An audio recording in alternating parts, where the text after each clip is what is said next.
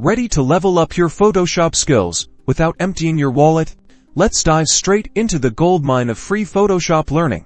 The official Adobe website is your first stop. Hover over the Learn section, which is often prominently displayed on the navigation bar, leading you to a variety of tutorials created by Adobe. Within the tutorial section, you will find diverse options, from quick tips and tricks to in-depth courses. Look for the option to filter by skill level: beginner, intermediate, or advanced. This will help you tailor the content to your knowledge, so you don't start with something way over your head. Next, explore free online learning hubs for user-generated content.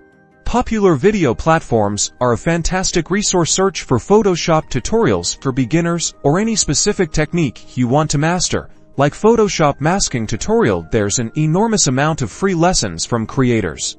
When browsing tutorials, check the instructor's experience and watch time. The best tutorials go over the basics and start with a solid foundation. Be sure to check the video's comments section. Often, viewers' questions and answers can help you understand the topic better. To truly master Photoshop, complement video tutorials with practice.